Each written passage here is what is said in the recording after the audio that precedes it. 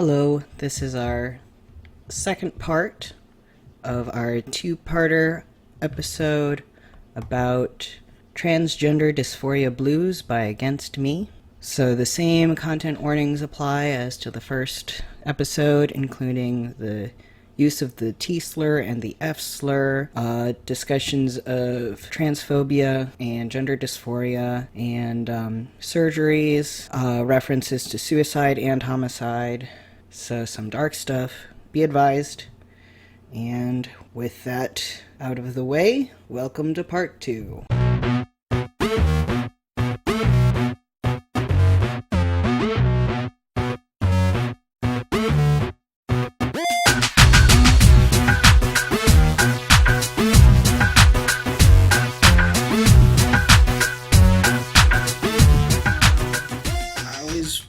Wanted to be in the girl clique.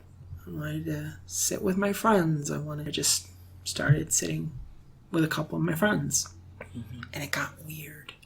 Not for me, of course. It got weird for them because I was a guy.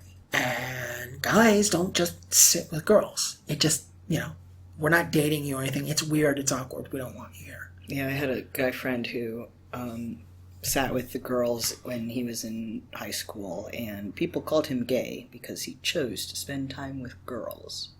Hell, I would have preferred being called gay if I was allowed to have my gal pals. Jeez. Well, I say that now in 2019, knowing that in 1996, that's the last thing I ever wouldn't want to be was considered a gay man. Just guys, it feels like I'm doubling down on the dudeness. Mm-hmm. It's like I'm a dude that wants to be with dudes. Ugh. Sorry, that's squeaky for me. Yeah, drinking with the jocks. Yikes. So we go from drinking with the jocks to Osama bin Laden as the crucified Christ. That is an interesting song to me. It's again a really catchy tune. Uh-huh. And it's also extremely violent. Oh yeah. It's one of two songs that don't really map onto trans issues very easily. The other one being Black Me Out. So, do you have thoughts about Osama bin Laden? I think the name is very telling in the sense that it's a very violent song about you're going to hang, you're going to die. And while it may not seem on the surface to be trans-centered, I look at it as this is the violence that is potentially in my wake for being trans woman. I could hang like Benito. I could die like Claire. Mussolini. I wonder if also there's... Okay, so the title links Osama bin Laden with Christ. We go through all this hell... And we go through this hell in a way that makes Osama bin Laden look like Jesus. But there's another way of looking at it too, I think, and that is we talked when we did our episode about Ms. Marvel, we talked about Islamophobia, and there's a lot of right now a lot of conservatives and reactionaries who are Islamophobic. They will express confusion as to why the LGBT community would align itself with the Muslim community as people who are mutually oppressed in the current economic and political climate. Because Islam is anti-LGBT. And I believe we have a mutual friend that is going through that. Yes. Directly. We have another queer trans friend who is a Muslim and has had some problems fitting in with the Muslim community, and as well as fitting in with the non-Muslim community. The last I heard, they started attending a mosque online because it was the only way they felt they could safely practice their religion. Yeah. And that is one of the more heartbreaking things I have seen from one of my friends in a very long time. But the same people who say Islam is anti-LGBT ignore the fact that to the exact same extent Christianity is anti-LGBT, in that neither of them is inherently or necessarily anti-LGBT, but the more conservative members of both religions are against the LGBT. But there are both Muslim and Christian individuals and congregations who are pro-LGBT. And there are Christians and Muslims who are LGBT. So the idea that the LGBT community and the Muslim community are inherently at odds is a complete fabrication. There are certain individuals in certain groups that may be at odds, but the whole groups themselves are not. I think that the right's reaction to intersectionalism is very telling. To them, it is impossible for them to understand why Muslims, LGBT folk, people of color, people of, disabilities, autistic people, whatever else, these divergent groups that have very different needs are able to form a coalition based on a shared struggle. And I feel like that's what the reactionary right-wing white guy, usually guy, doesn't understand. Why they feel like, oh, I'm the persecuted enemy. It's like, well, you fucked over all these people. And they are putting their differences aside to reclaim their humanity from you. And instead of looking internally at the way you might be able to make these people's lives better so they don't hate you, Or at least stop making them worse. you decide to play the victim card. Yeah. There's a meme going around of a cisgender white woman, Republican, who shared a picture on Twitter with a target pasted on her forehead. That's been going around for a couple of years. and it says this is what it's like to be a conservative in America. And the response to this is, oh yeah, you're a white person that put the target on yourself. Yeah.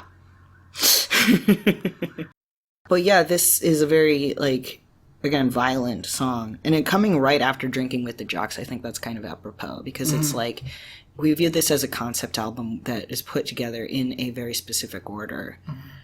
The violence of Osama bin Laden as crucified Christ is the natural result of the repression and denial and toxic masculinity in Drinking with the Jocks. Yeah. And something I feel gets lost when we talk about male privilege and whether or not trans women benefit from it is that it's not privilege if it can be taken away from you on a whim. If you have to be in a disguise, if you have to lie, if you have to pretend to be someone you are not in order to experience this so-called privilege, it is not a privilege. Trans women do not have male privilege. And the trans-exclusionary / extermination radical feminists, the TERFs out there, you at me, TERF is not a slur. Or it's an adequate description. Let me put it to you this way. TERF is a slur, the same way Nazi is a slur. So if I'm calling you a TERF, maybe you should figure out why I'd compare you to a Nazi. Maybe answer that question. Yeah, well, and it's the other thing about TERFism is that, it's the same false dichotomy as with the religious argument, because TERFs believe that biological males and biological females, however they're determining that distinction, that these groups are inherently in conflict because of patriarchy. And it's not so. Number one, because those groups are not concretely distinct. And also because by ending the oppression of patriarchy, we will hopefully, God willing, mend the rift between men and women. See, the only reason we have a divide between men and women is because we created the social constructs that allowed it to happen. And if anything, it's like money. We made it up It only exists because we have faith in it, and it only works if we believe in it. I think that TERFs do themselves and the feminist movement an immense disservice. Absolutely. By viewing trans women and trans people in general as invaders or frauds instead of natural allies to their movements. Because if your goal is to deconstruct the patriarchy and with it traditional gender roles, who better to side with than trans people who live that deconstruction every day of their lives? And live it in a very literal sense. Yes. And if your goal is to dethrone the patriarch from its position at the top of society, who better to ally yourself with than someone who has deliberately and forcefully abdicated that privilege? It kind of goes back to what I was saying earlier about wanting so desperately to just be in the girl clique. And one of the harsh realities of me being who I am is that society has decided that I'm not allowed to have that. I'm not allowed to just be one of the girls for whatever reason. And because of that, other girls don't want me to be one of the girls. And I experienced that several times in high school. So not only could I not be aggressively male, but I could not be one of the girls. And the violence that follows drinking with the jocks into Osama bin Laden as the crucified Christ is the consequences of failing to live up to the jock. You can't be what you want to be, but you can't be one of them. And they know it. So the moment you show a crack, you're going to hang. You're going to hang. Anything else about Osama? I think I covered it up. Osama Christ. So next is Fuck My Life 666, which is an excellent punk rock song title. For a song that's rather sweet and melodic in a lot of ways. Yeah. Sad, though. Very sad. It's very much a song about being in a relationship and knowing that things are going to change and not being sure if those changes are going to be enough to break the relationship. This was specifically written about Laura Jane's then wife, Heather.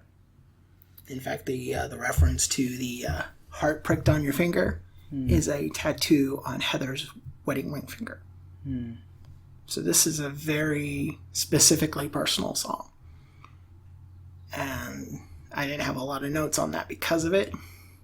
Because I kind of feel like the song speaks for itself. I have thoughts about it. I'm also, like I said, dating a trans lesbian, and I am the first person she has dated who isn't a woman. One of her past girlfriends was transmasculine but never transitioned.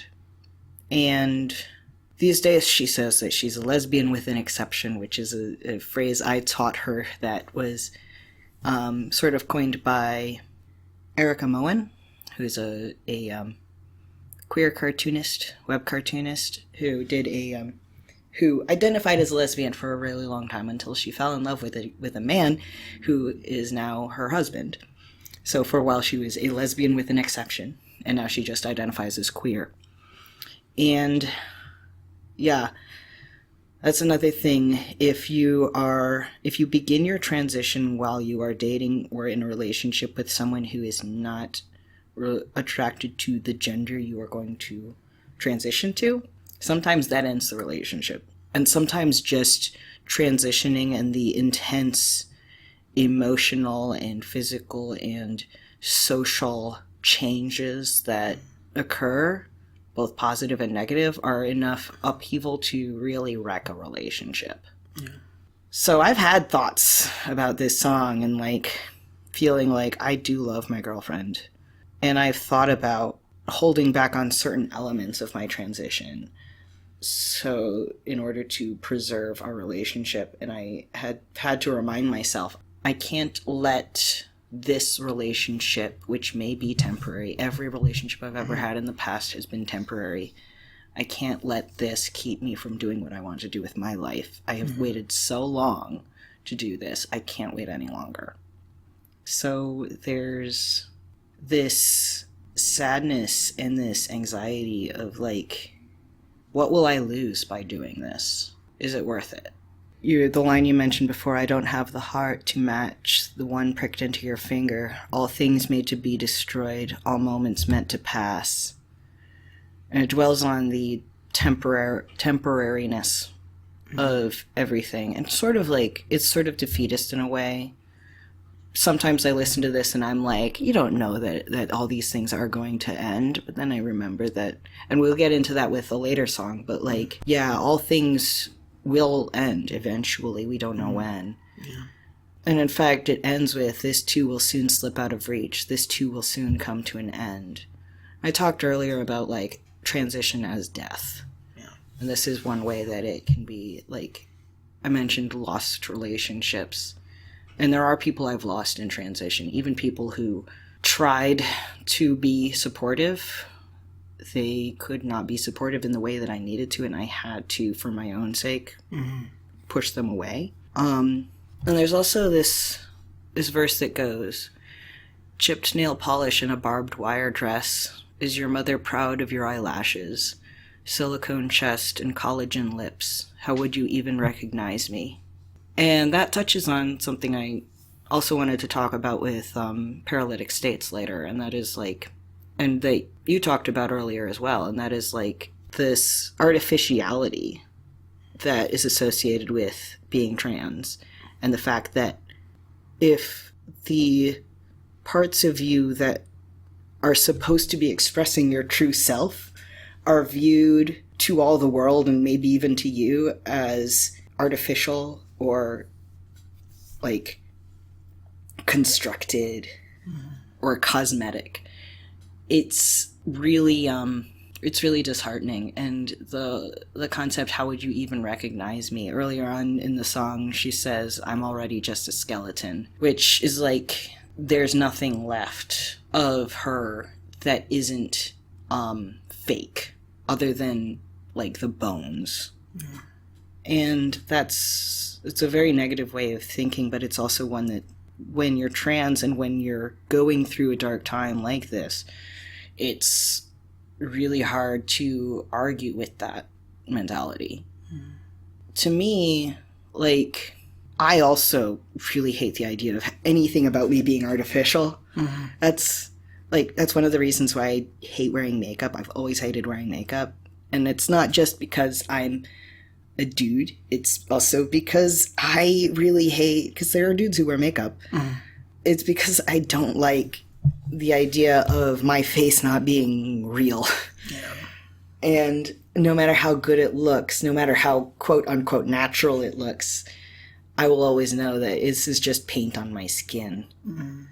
And that's part of the reason why, like, I also don't like artificial mannerisms or like, I've one of the things that have caused me a lot of dysphoria early on, and still really, is my voice. And I'm really glad that it's been going lower. But like, before I started testosterone, my voice was very high, and I hated it so much. But I also didn't want to like work really hard to pitch my voice down lower. I wanted it to be natural. And that's like lots and lots of feelings there. When I first came out as Daria, when I first started exploring the possibility of being Daria, when she was a pen name on a computer, I joined an LGBTQ forum where I fell prey to an emotional manipulator. There was a person on this board that would start relationships with people on the board, telling them whatever it is they needed to hear in order to accept them. So for me, they were pansexual trans woman, whereas for someone else, they would be a different identity. And this person got me emotionally invested in them and then disappeared on me. And it broke me up. And then I leave the board and I come back a couple months later and the same guy, using a different name, propositions me in exactly the same way. Wow. And I'm like, I know this pattern. So I report him to the admins and told them exactly what this was. It's like, I'm not the only person that's been victimized by this person. This person has made multiple accounts. They are playing games with people and they should not be here. And this person was very emotionally manipulative. They told me that they were severely disabled and whatnot. But I have not had an actual flesh and blood in the real world relationship since 2001.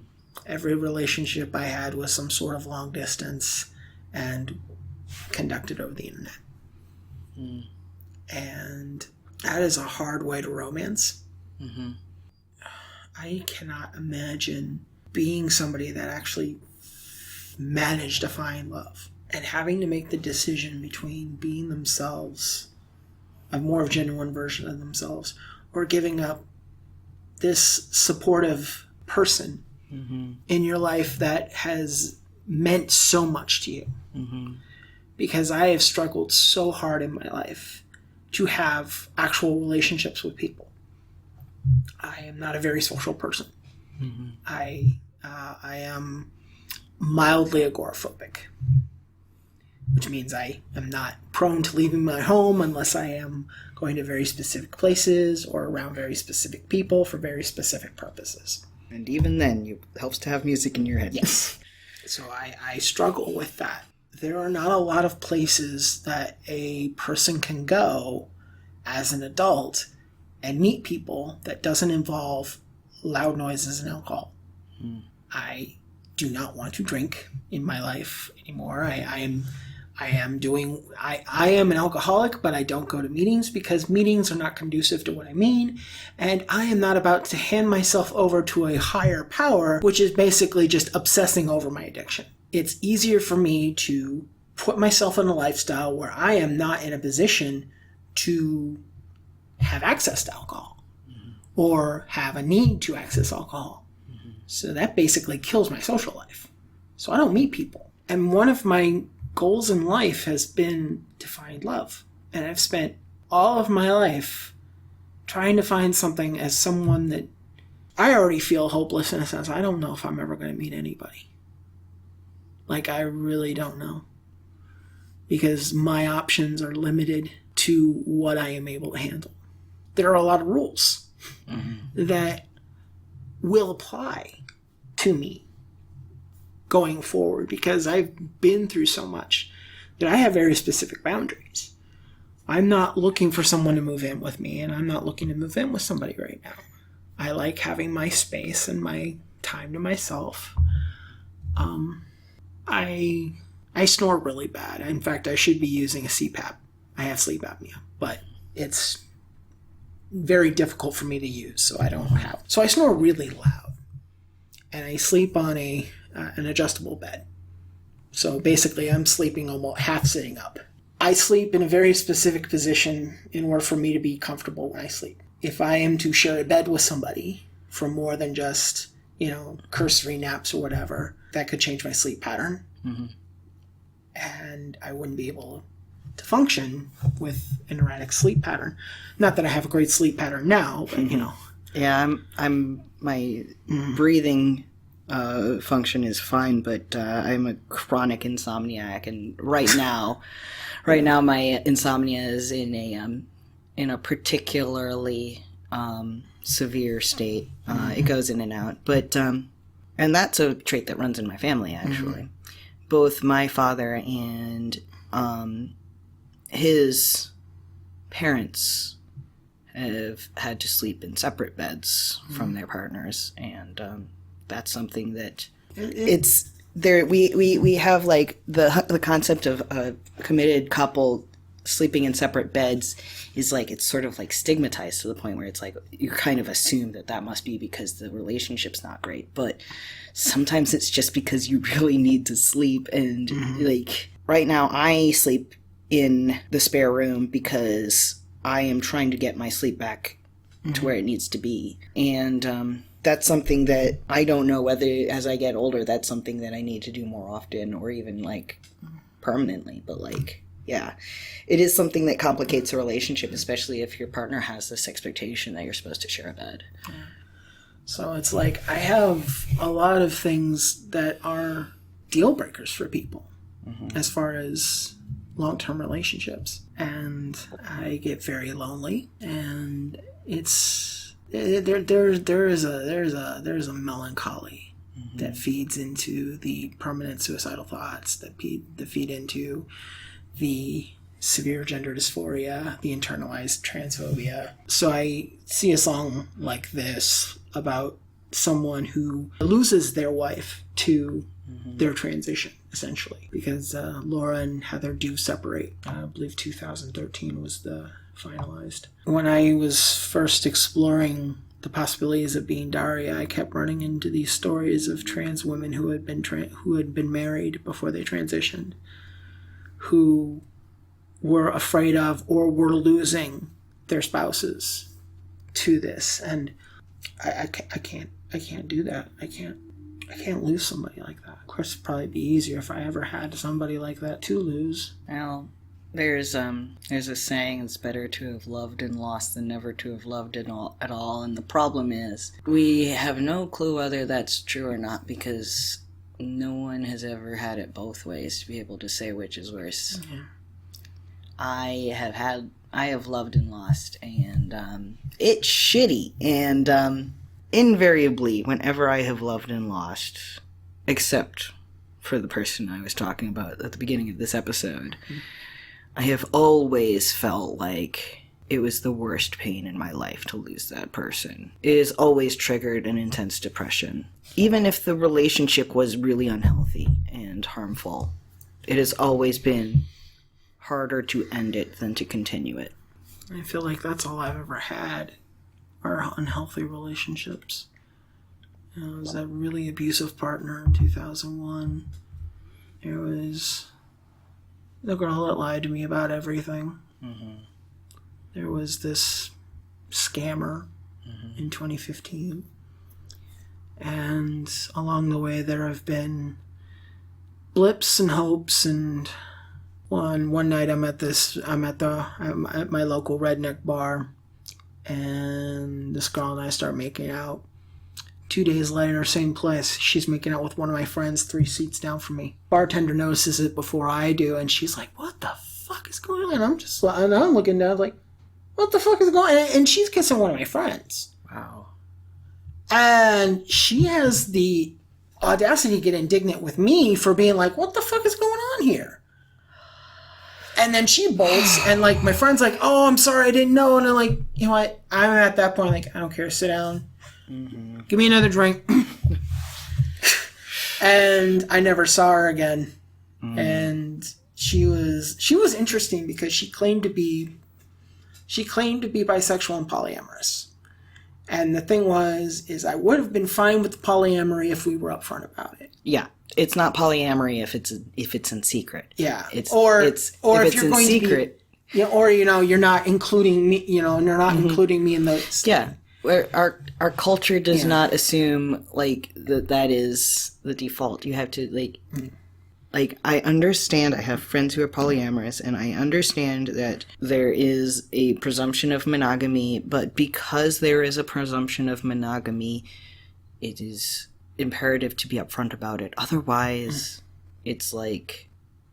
And I should have seen it coming, because it was mentioned the first night and whatnot, but it was also kind of like, you knew this was one of my friends. You were doing it like 3 seats away from me, and when I first met you, I was drunk, so I reacted poorly. But at the same time, it's kind of like, well, this person decided they didn't want to come back anyway, so I don't know. I'm trailing off into something that doesn't matter. Yeah. Well, fuck my life 666. Yeah. I still love that. There's some really good titles in this album now. So the next one, Dead Friend.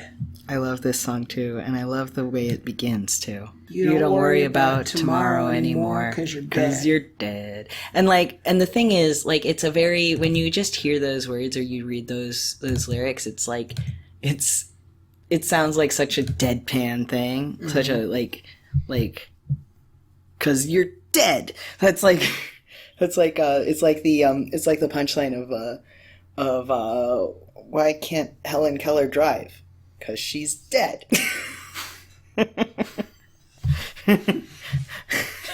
Sorry. Yeah. But the song itself is like so melodic and sweet, and it's like this elegy for a dead friend, and it's like the language is very abrupt and plain, but the music is very sweet and pretty, and that's one thing I really like. It the same happens in other songs, and it's like people like you and me with who have a certain frame of mind and a certain set of experiences, we find solace in being very direct about suffering. That's why we like people like George Carlin. It's why we like punk rock. It's why we like it's why we like dark humor. For me, it's like, it's similar to how when I was a kid, I was very afraid of getting shots. Not anymore, because I give myself a shot every week and I've gotten used to it. But when I was a kid, I would freak out if I was about to get a shot, and people would be like, just look away. And I'd be like, and so I would look away, and that would make me freak out more. Mm-hmm. I have to be able to look at it. I have to be able to see exactly what's going on. Mm-hmm. And that's the way it's always been for me. If there's something that scares me, trying to ignore it will make me feel so much worse. Mm-hmm. So that's something that, like, euphemisms just frustrate us. We got to be able to look at things right in the eye. That's why it's like, you don't worry about tomorrow anymore. And that's like, it's leading you into this like expectation that this is going to be a euphemistic, like, look on the bright side kind of thing. And then it's because you're dead. And I'm like, great. This is a very honest song about death. And I just like, and it's really dealing with the conflicting and seemingly contradictory feelings associated with remembering someone fondly after their death. I think to come back to that honesty thing, it's not just that we want to see a positive portrayal of trans narratives in media. We want to see honest ones. Yeah. We want to see trans stories being told by trans people. And those stories are not always going to be pretty. Yeah. Yes, it would be nice if we had fewer dead lesbians on television. But it would also be nice if lesbians were writing those lesbians that were getting killed. Yeah. You know? And that's usually not the case.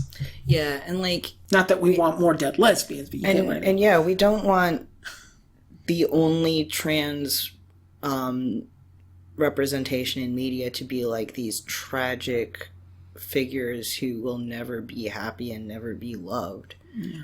But we also really need to have stories like that when they're genuine. Yeah. Like earlier when you were talking about like how you experience transness as being negative and painful. It's like there are going to be people who listen to that story and it will make them feel less alone. Mm-hmm.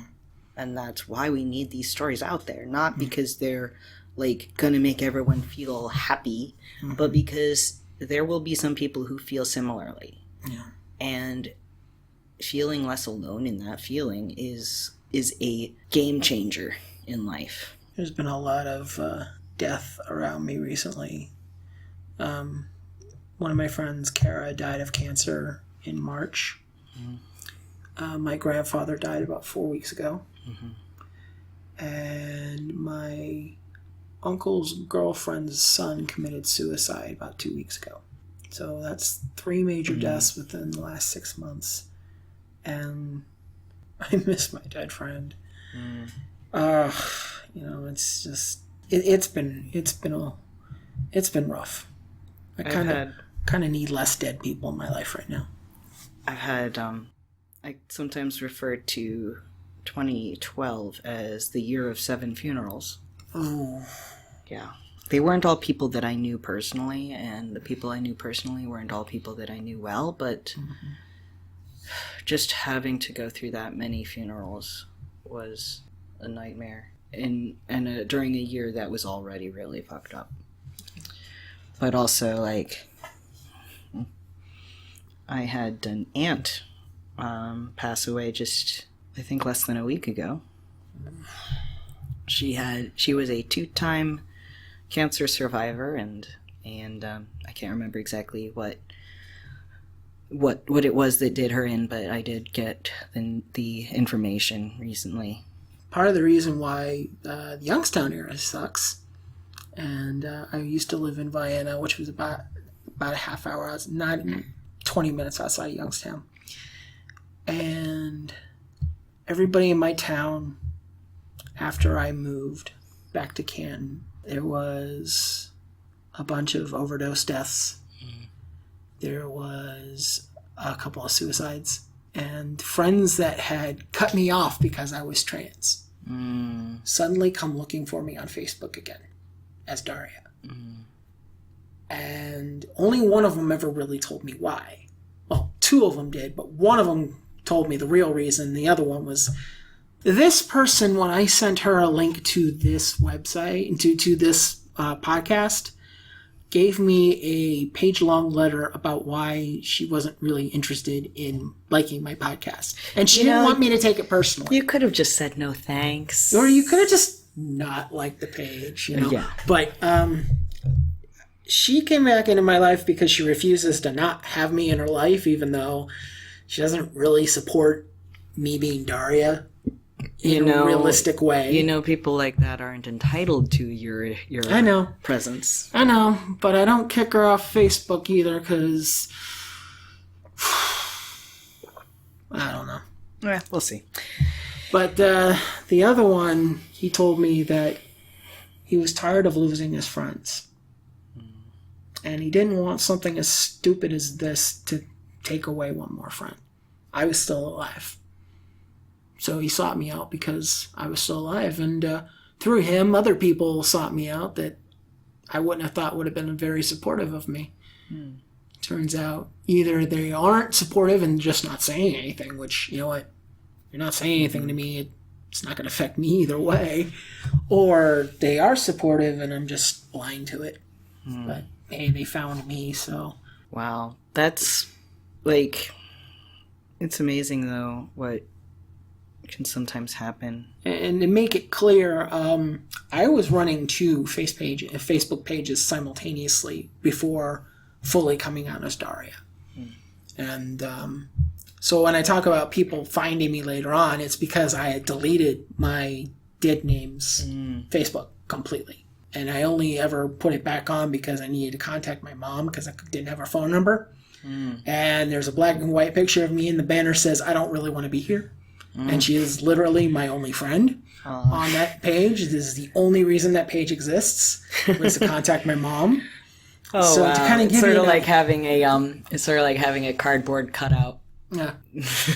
Because my mom has made it clear which side of the fence she's on, and I don't want her on Daria's profile. Understood. So, and so when I talk about people coming to find me later as Daria, it's because they were on the old profile and I disappeared on them. So they put in the effort. So they put in the effort to find me. That can mean something. That's like, it sucks that someone has to die for that to happen. But we're working on changing the world a little bit at a time. There's another song that's about the same basic concept, and that's by the Indigo Girls, my favorite band. Yeah. One of my favorite bands. and it's called Ghost of the Gang, and it's all about missing dead friends. I'm just sitting here in the dark, stalling out in my car, wishing I could bum a light from the ghost of the gang tonight. And yeah, that song gets me every time. I'm not even even though most of the people I've lost have not been especially close to me, I still feel their absence really viscerally, and I know that as I get older I'm going to lose more and more people, especially since most of my friends these days are trans and people of color and disabled, and the world seems to be getting worse before it gets better, and I know we're all in danger. So I try to appreciate my people as much as I can while they're still alive. So, continuing on the march towards death, we have Two Coffins is the next song. And that's kind of a... Two Coffins strikes me as a little bit of a sequel to Fuck My Life 666, because it's a further acceptance and coming to peace with the impermanence of these things, these relationships, these situations, and recognizing that knowing that everything will come to an end makes us all the more appreciative of the things that we have and the things that we have had. One line that gets repeated is, "How lucky I ever was to see the way that you smile at me." And realizing that even if it was a short-lived relationship, it can still enrich our lives, because the cliche is, don't cry because it's over, smile because it happened. And there's something to that, even if it's a little bit syrupy. I think this goes back to something you said during the George Carlin episode too, about taking the long way. Yeah. One of the things that has helped you be less suicidal is the idea that I'm going to die eventually anyway, so why rush it? Yeah. And I kind of feel like that's something that can be inferred in this song.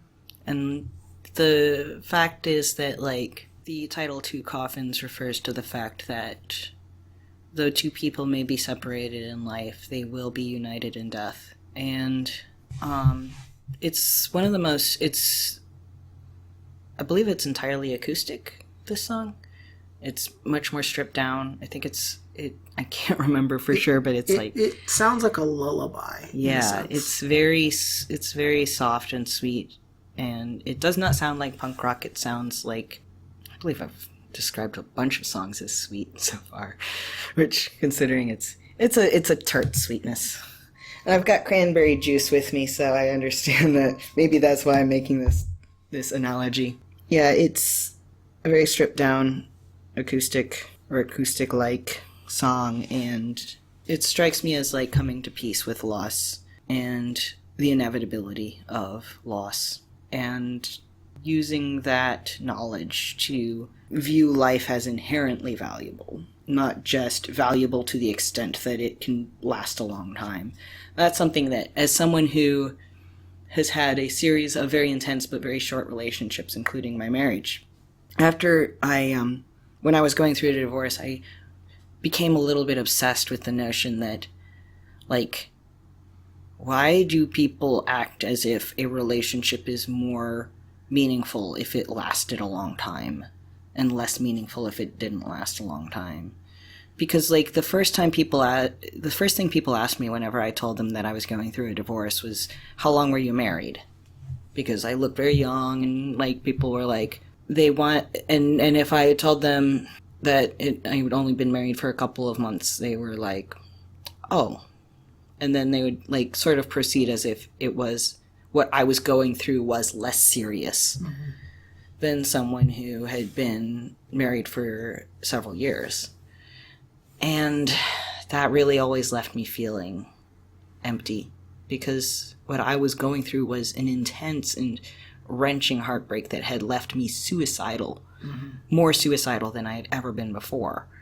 And here people were acting as if it was not as big a deal because it didn't last a very long time. But if all you ever have is a short time. I think that makes the loss even more painful sometimes, because there's all this that you couldn't have had. So we get to probably the darkest song of this album, which is saying something. Paralytic States.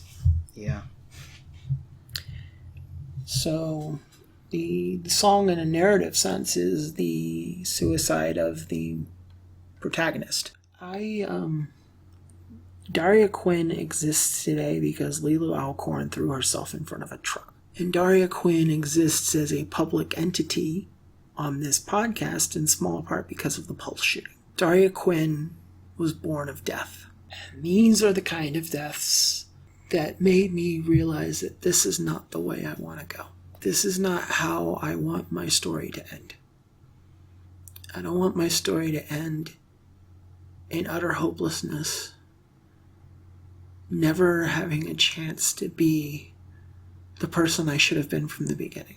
And the worst part about this song is that this happens after transition. This is when even the transition wasn't enough to save this person.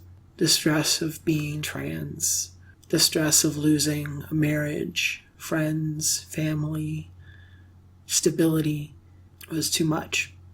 And one of my legitimate greatest fears right now is the fact that being Daria won't be enough to save me.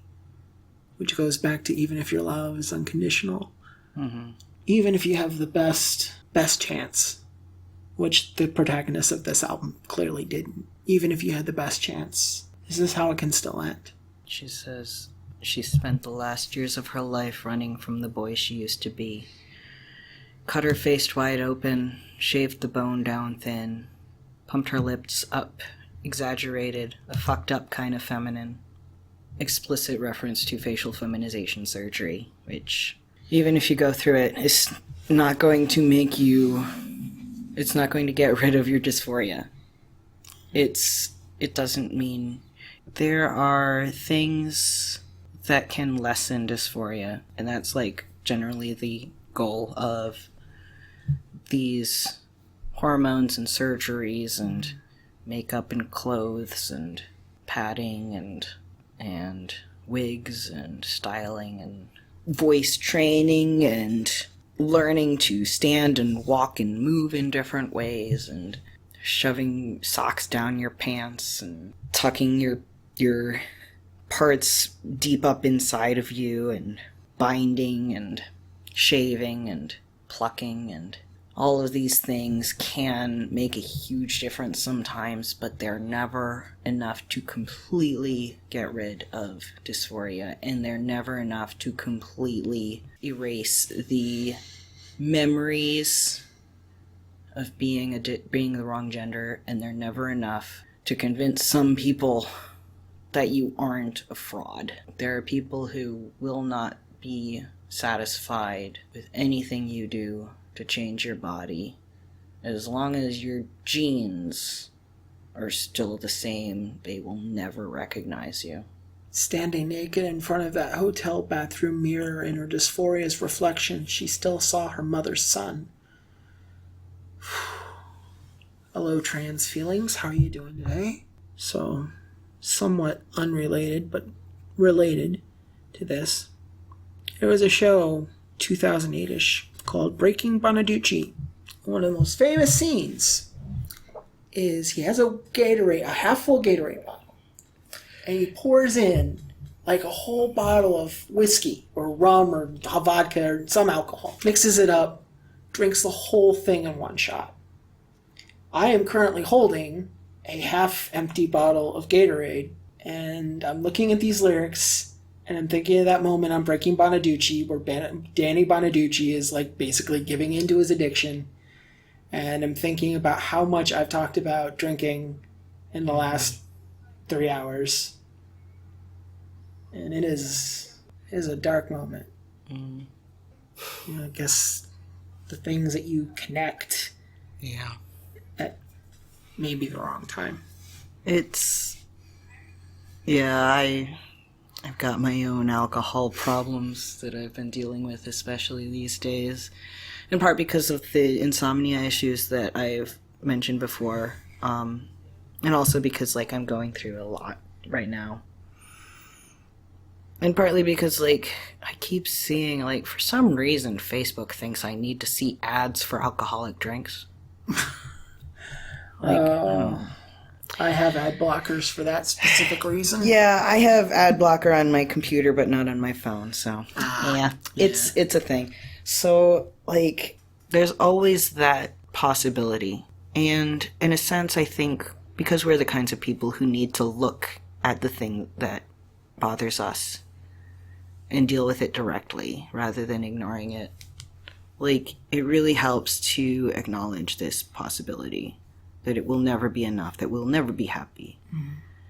And, like, after I came out to my extended family, including all my conservative Christian cousins and aunts and uncles, I had a conversation with my cousin, and I invited them all to ask whatever questions they might have, because I knew that sometimes education is the path toward acceptance. And also because I generally don't mind explaining things to people. And one of my cousins asked me if you might go through all kinds of, like, surgery and hormones and everything and still not be happy, then why not just focus on accepting yourself the way you are? And I was like, well, that's what I've been trying to do, and it didn't work out. And also, like, pursuit of happiness isn't necessarily all it's cracked up to be anyway. Mm-hmm. Like, I would rather pursue authenticity, and to me, transitioning means authenticity. Yeah, I think that is something, a lot of reactions from cisgender friends that knew me as that other person before and have carried over into knowing Daria. A common response is, well, it's like, hey, you do what you do to make you happy. Mm-hmm. And I feel like they missed the point. I did not become Daria because I was miserable. In a lot of ways, it has done very little to change the most miserable parts of me. What it has done is it has allowed me to be able to put up with myself. Because I'm the person I have to live with. The person I was had no hope. Had nothing going for them. We're in a hole so deep that when they did finally see that episode of The L Word and find the lesbian identifying male character, which we may eventually talk about, but it's on the list. It's on the list. But that concept broke my brain. And I immediately had to find a computer and look it up and see if it was real, because it was the first time I had ever heard something that felt like it described me. And it opened the rabbit hole. And I was in a lot of denial about how bad my depression and agoraphobia was until Daria came out of the box. And it became very, very apparent that existing in the outside world was self-harm. And the only way to stop that self-harm was for Daria to be able to come out of that room and exist and merge with this person. And we needed a better life. I'm not happier because I'm Daria. I'm alive because I'm Daria. And if this ends in tragedy and suicide, that's probably X number of years I wouldn't have had I stuffed Daria back in that box and buried her. I would have ended up like Leah Alcorn throwing myself in front of a truck. I know that. I know that it would have only been a matter of time. How many more relationships would I have totally fucked up because I wasn't fully being honest with myself or my partner? How much of my divorce was because my ex-husband could tell that I was hiding something and they didn't know how to get me to be honest? How much of that was because I was too wrapped up in putting on a facade than in actually nurturing my relationship or realizing that this relationship wasn't right for me.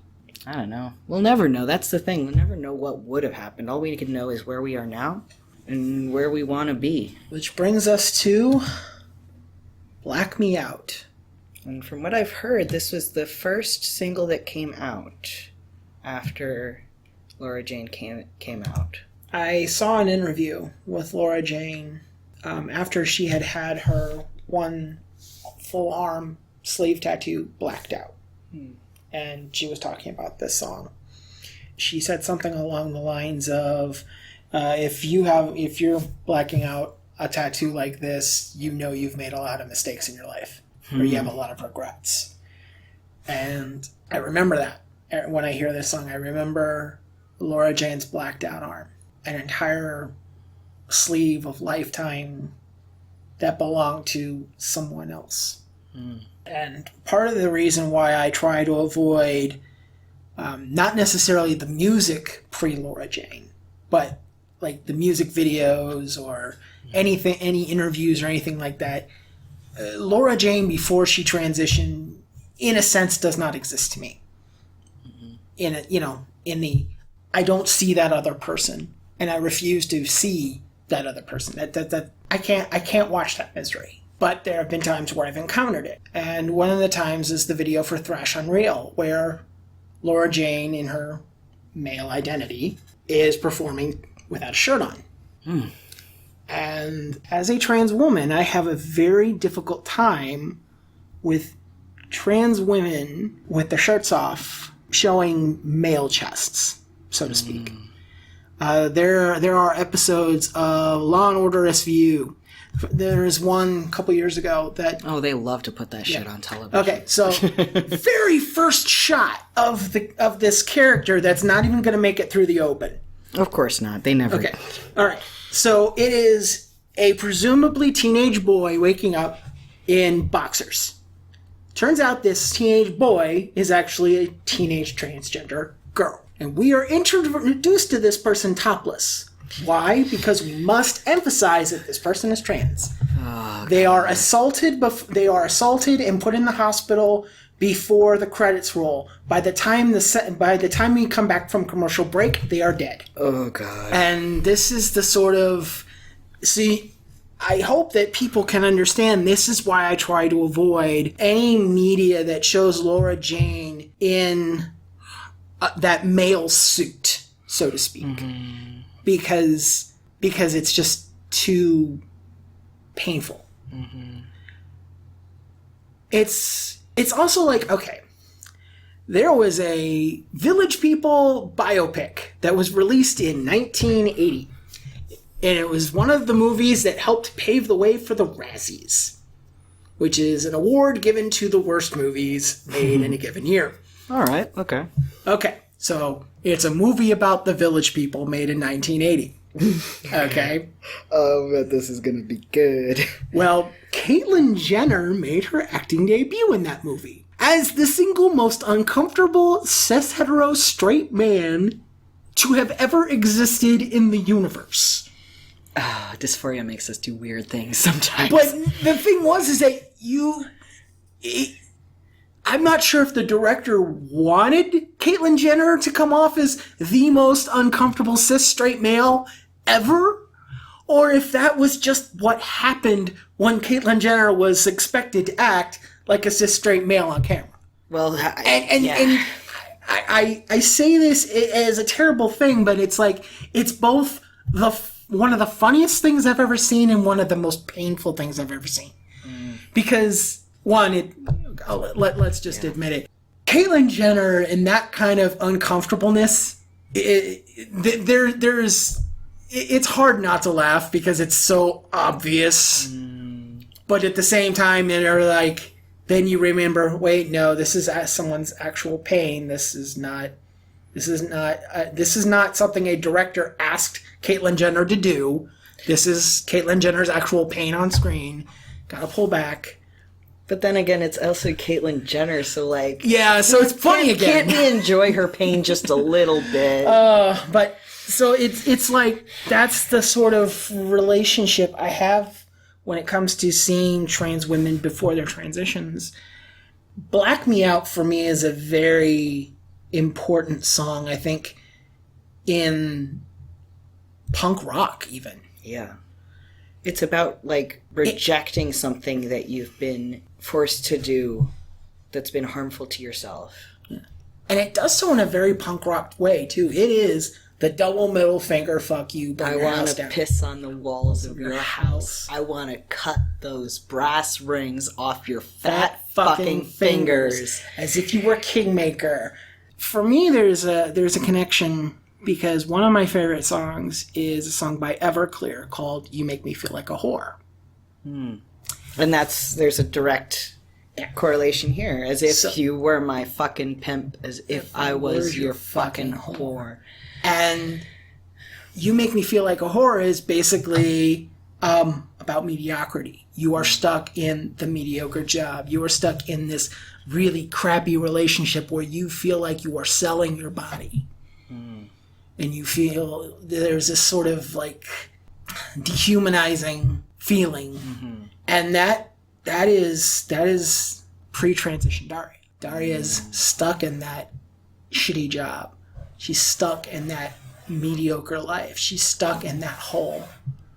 And everything she does is basically one more hand job, one more blow job, one more night, one more John, one more trick.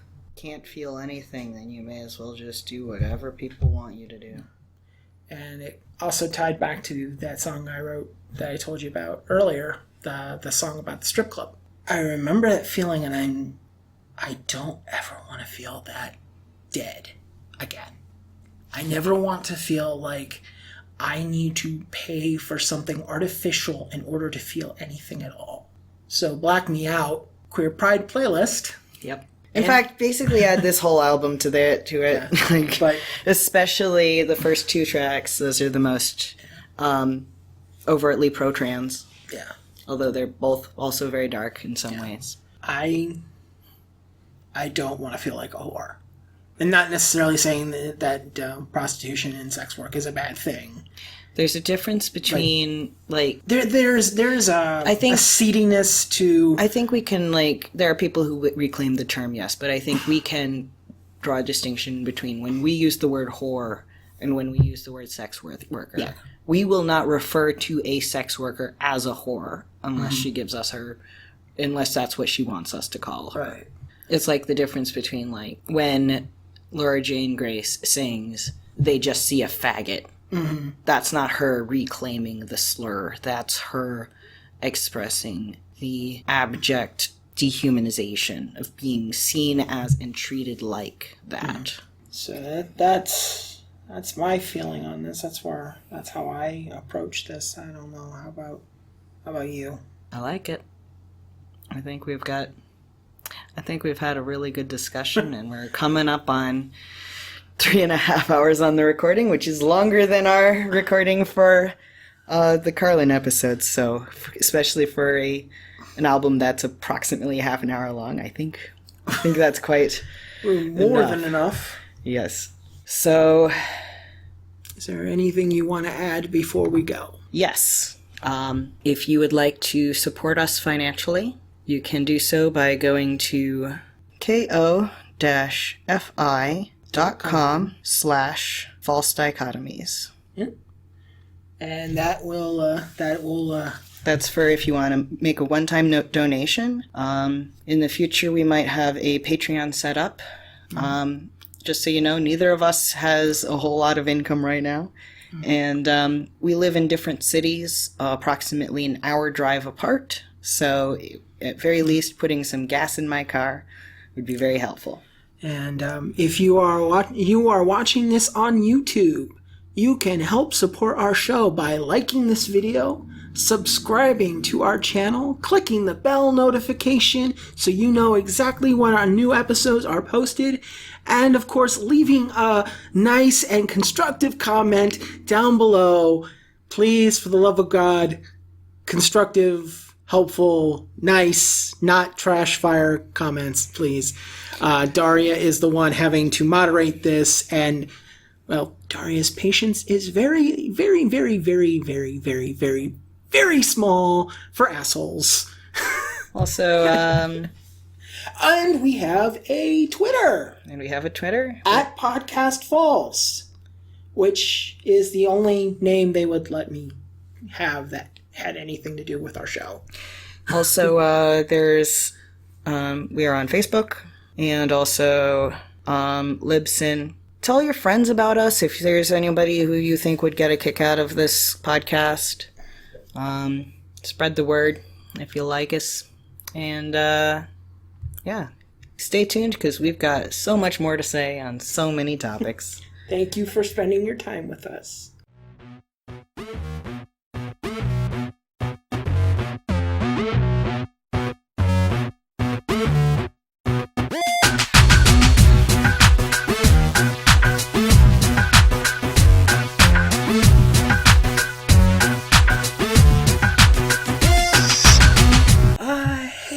Everything about you. Yeah, I know, I do. Where's my next shot?